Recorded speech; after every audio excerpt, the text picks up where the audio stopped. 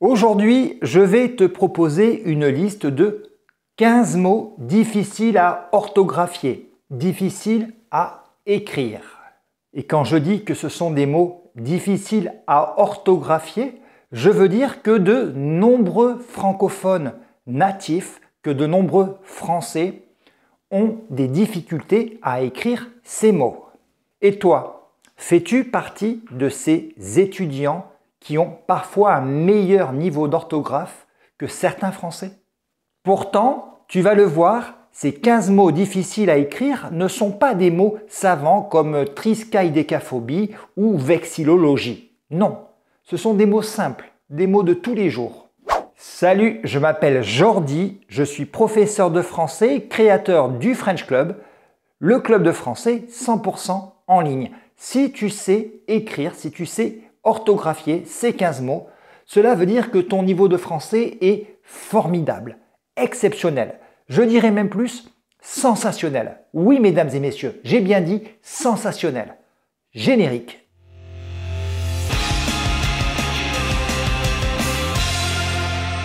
Avant de commencer, tu connais le rituel. Le rituel, c'est quoi? Tu me mets un énorme like à cette vidéo. Ça, c'est pour moi, pour me faire plaisir, parce que tu es une personne généreuse. Et tu penses à t'abonner à la chaîne Le French Club et à activer la petite cloche si ce n'est pas déjà fait. Ça, c'est pour toi, parce que chaque semaine, je vais mettre des vidéos pour toi qui apprends le français. Allez, tu es prêt? On va commencer.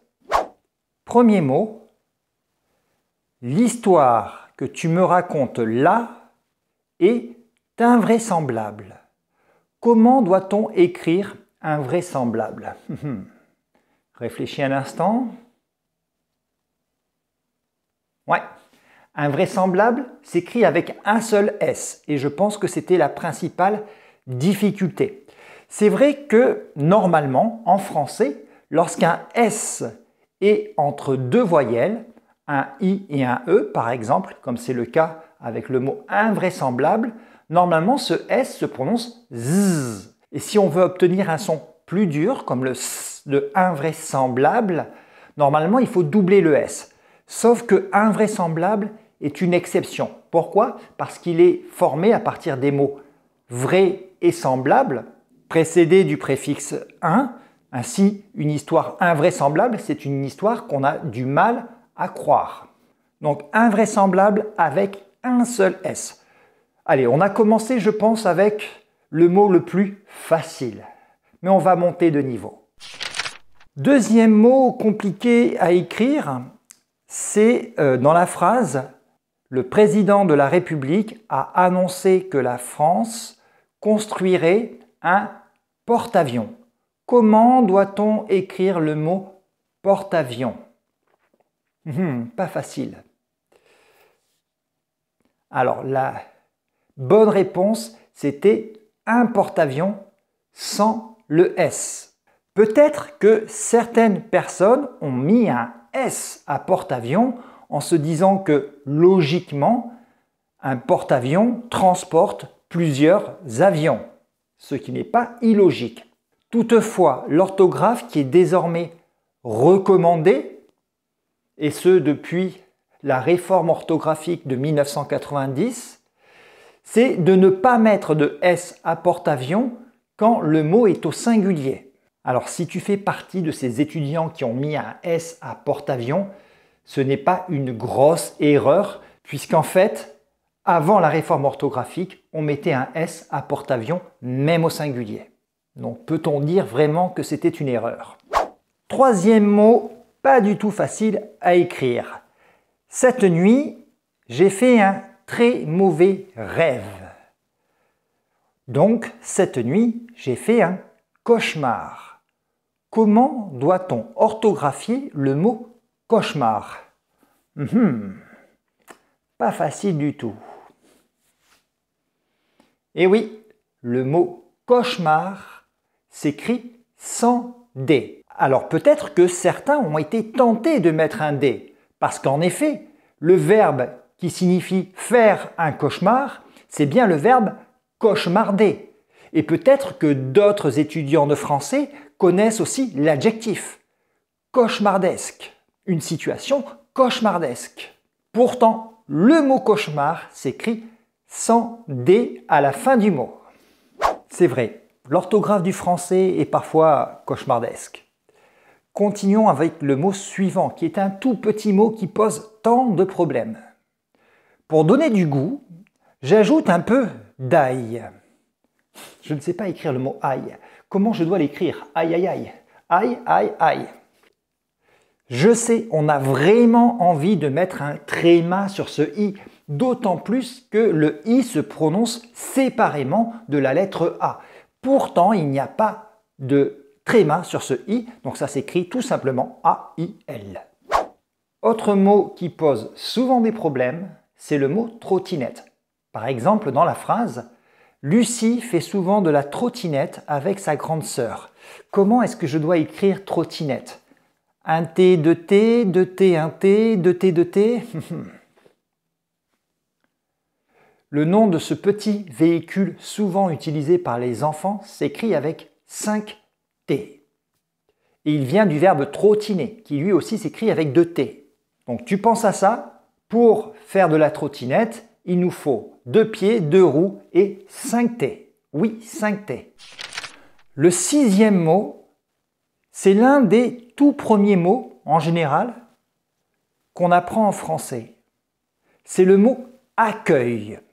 Alors souvent, la première difficulté pour les étudiants, c'est de bien prononcer ce mot, apprendre à le prononcer. Accueil. Et une fois qu'on a appris à bien le prononcer, il faut apprendre à l'écrire. Et comment doit-on écrire le mot accueil?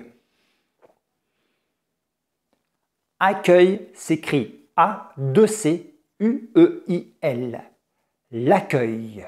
Par exemple, dans la phrase, l'accueil des locaux était vraiment très chaleureux. Ouh, le 7e mot n'est pas facile. Si tu arrives à bien l'écrire, cela signifie que tu as déjà un niveau avancé en français. Il s'agit du mot passionné dans la phrase suivante. Les amours passionnés de ce roman m'ont profondément bouleversé. Les amours passionnés de ce roman m'ont profondément bouleversé. Comment est-ce que je dois écrire le mot passionné? Pas facile. Alors, passionné s'écrit en effet avec 2 S, 2 N, mais je crois que la principale difficulté dans cette phrase, c'était la terminaison de l'adjectif passionné en E-E-S, féminin pluriel. Parce que, en effet, le mot amour est bien masculin, sauf que lorsqu'on met le mot amour au pluriel, celui-ci devient féminin.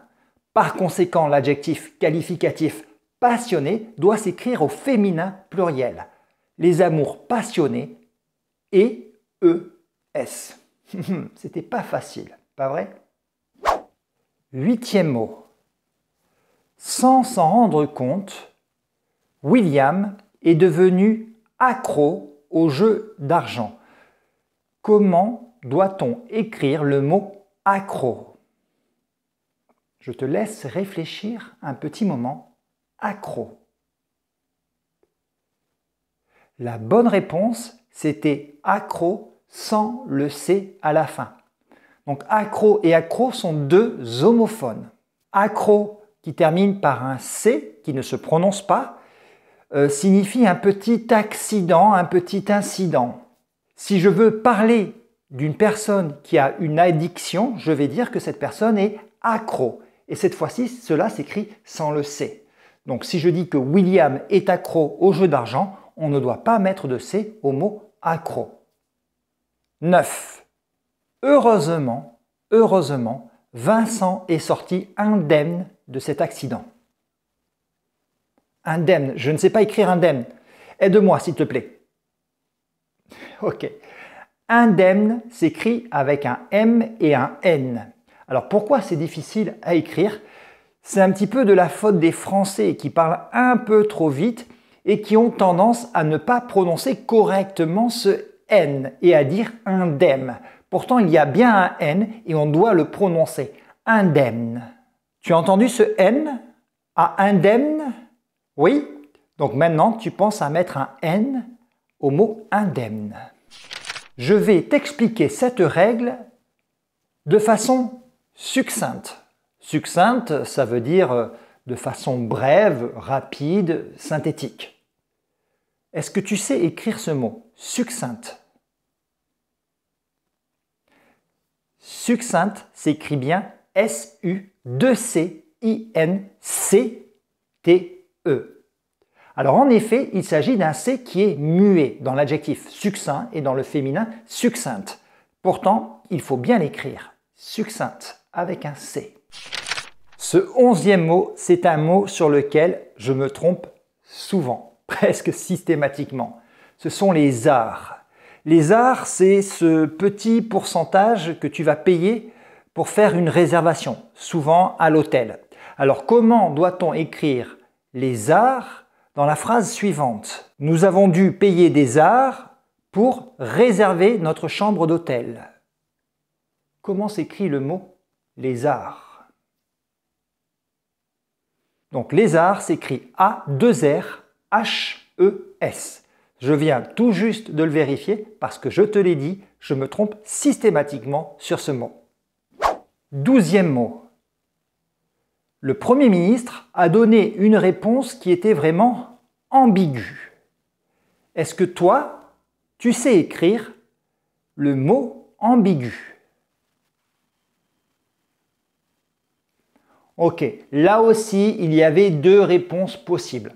En fait, tu peux mettre le tréma sur le U de ambigu. Cela correspond à l'orthographe rectifiée. Cependant, beaucoup de Français continuent d'écrire ambigu lorsqu'il est au féminin avec un tréma sur le E. Cela correspond à l'orthographe traditionnelle, celle qui était en vigueur avant la réforme de 1990. Donc c'est comme le mot porte-avions, on peut accepter les deux réponses. Toutefois, personnellement, je te recommande d'utiliser l'orthographe rectifiée. Souviens-toi qu'un tréma est utilisé en français pour indiquer que la lettre qui est accentuée doit se prononcer. Or, quand tu dis que la réponse était ambiguë, ce E ne s'entend pas. Conclusion, l'orthographe du mot ambigu est vraiment ambigu. 13e mot, comment doit-on écrire le mot communicant dans cette phrase? Marc est un excellent communicant. Comment tu dois écrire ce mot? Dans cette phrase, communicant s'écrit C-A-N-T. Pourquoi? Parce qu'ici, il s'agit d'un nom formé à partir de l'adjectif communicant. Il ne s'agit pas d'un verbe. En effet, lorsqu'il s'agit d'un verbe, d'un participe présent, communicant s'écrit Q-U-A-N-T. Mais là, il s'agissait bien d'un nom.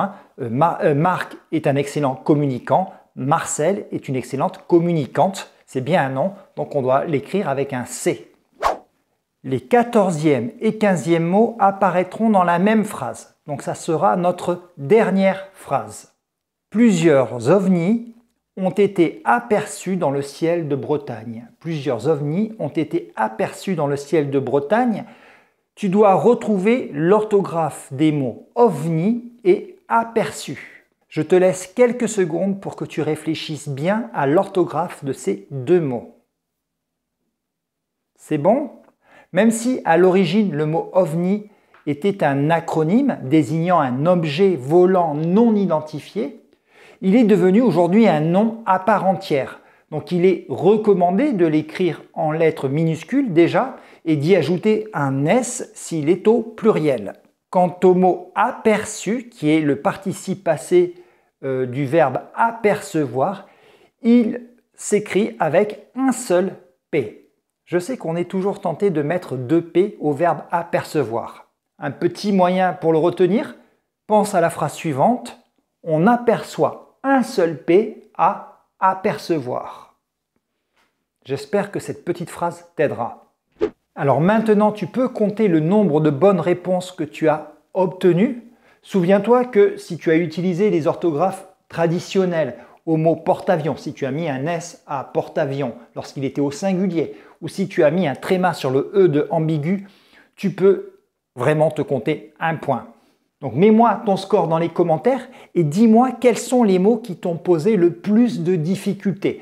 Parce que je pense que certains mots n'étaient vraiment pas faciles à écrire. Donc si tu as hésité, c'est complètement normal.